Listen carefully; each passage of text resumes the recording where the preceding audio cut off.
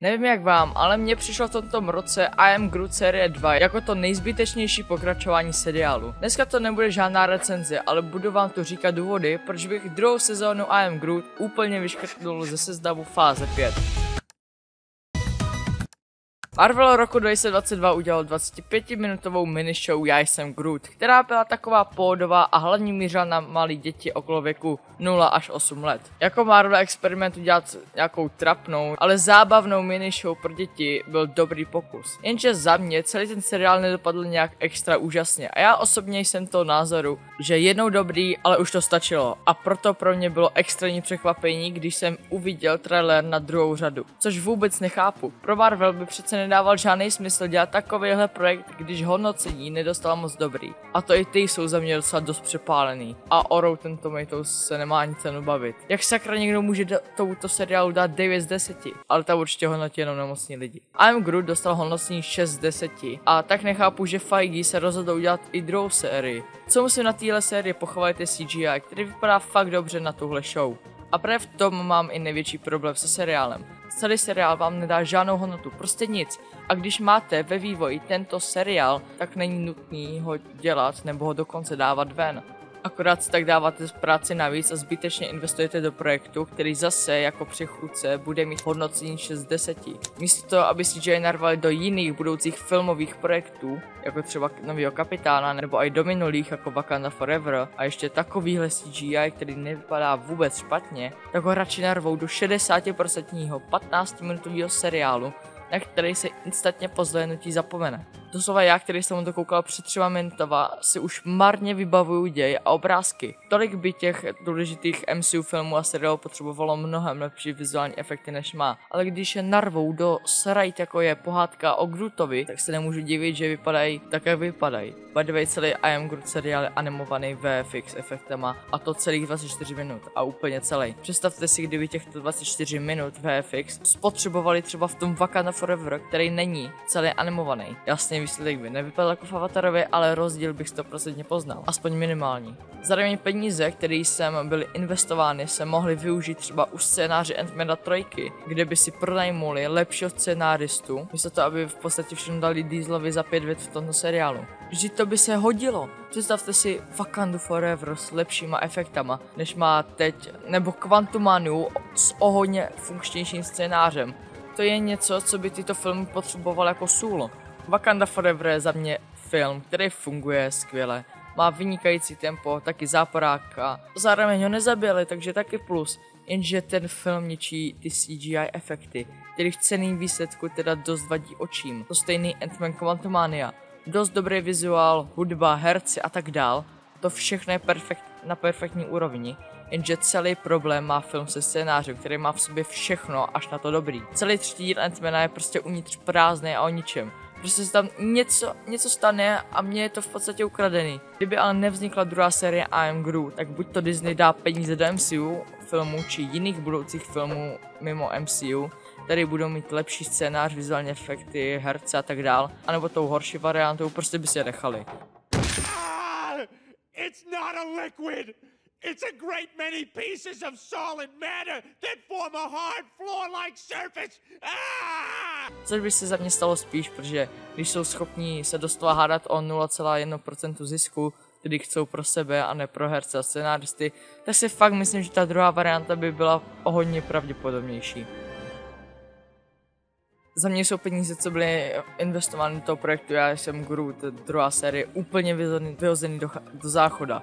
Kdyby ty prachy, co dal Disney do seriálu, aspoň něco dělali s výsledkem, jenže oni s ním maximálně dělají vizuál, jinak po té scenaristické příběhové stránce působí, jako by byly napsány ode mě, což není obdivuhodný, a to i já mám možná lepší nápady než v té show. Doslova tu je epizoda, kdy Groot hraje na PlayStationu a potom si jde pro baterky.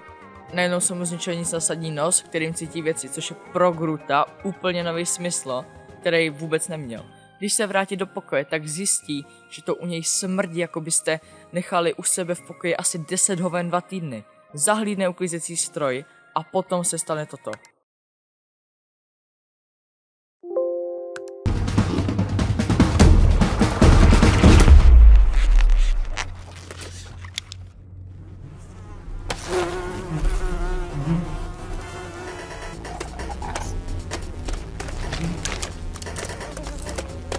Doufám, že snad ani nemusím říkat, co s tímhle je blbě. Scénář měl jedinečnou možnost ukázat malým dětem, co mají udělat, když mají v pokojíčku bordel. Smrdí jim to tam a celkově to tam je, jako byste se vozili v hovíkách v hovnocucu. Já upřímně čekal, že Groot ten smeták vezme, nebo co to tam měl, a všechno si krásně uklidí. Čímž ukáže i dětskám třeba 4 let, že si mají taky uklízet a někdy to nenechat do bodu, jako to udělal Groot. Seriál by konečně mohl něco předat, ne, oni se ale musí rozhodnout, že Groot udělá nic a radši se zbaví čichu než bordelu, který jim by něco předal. Děcka by si možná tady tu myšlenku ani neuvědomili, ale my starší bychom ocenili, že v epizodě aspoň nějaká ta myšlenka byla. Chápu, že kdyby si Groot uklidil, tak by to byl tak nějak pozměněný charakteru, ale ruku na srdce, komu by vadilo, že zrovna Baby Groot by se choval správně. Takže za mě měli dát přednost myšlence než takovému plochýmu charakteru jako podlaha, kterým je Baby Groot. A když ani scénáristka není schopná dát do jednotlivých epizod myšlenky, i ty nejvíc basic, tak nechápou, na co tento seriál existuje. Krteček ukazuje, jak důležité je mít přátele a kolik srandy si s těma můžeš užít. Krteček a Bob a Bobek ukazují ty pozitivní věci. Nekradou, nezabíjí se a takové věci. Ukazují prostě věci, které jsou potřeba v reálním životě. A takhle to je i s dalšíma dětskýma pohádkama. Nevidím jedinou pozitivní věc na epizodě, kde Groot chce zmrzlinu, nebo na jiných epizodách. Nejprve všude okolo sebe všechno rozfláká, aby našel prachy. A nakonec celou kosmickou loď, která převádí zmrzliny, zničí na kousíčky. Jo, to byste totiž určitě měli udělat, když něco nevyjde podle vašeho plánu. Běžte do toho hrubou silou, ta totiž vždycky pomůže. Co v tomto seriálu je jediný dobrý, je poslední epizoda, kde Disney zase utratil peněz jako želez za večera. Potom hudba, nakonec to CGI. Každá z těchto věcí se mohla objevit jinde. Tyto všechny věci plus scénář stojí prachy, které mohly být použity úplně někde jinde. Jak už jsem říkal v budoucích filmech, ať už v MCU či nikoli. A nebo si je Disney mohl nechat. Za mě udělat druhou sérii Groota byl z Disneyho pohledu hloupej tah. Bez tak bude zase mít blbý hodnocení a lidi to tolik nebude zajímat.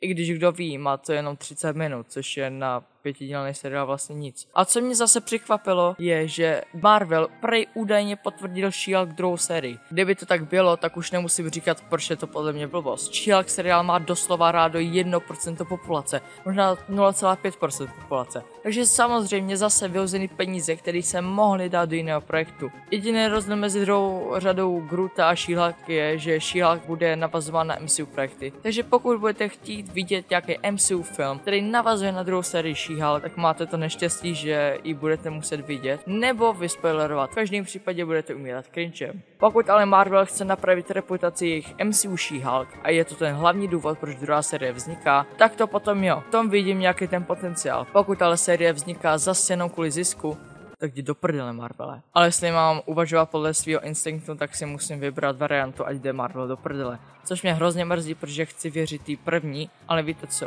Chci věřit neznamená, že věřím. Doufám, že jsem vám odůvodnil, proč jsou podle mě druhá série Já jsem Groot plus She-Hulk naprosto nesmyslný tahy od studia a proč vyhazují peníze do koše.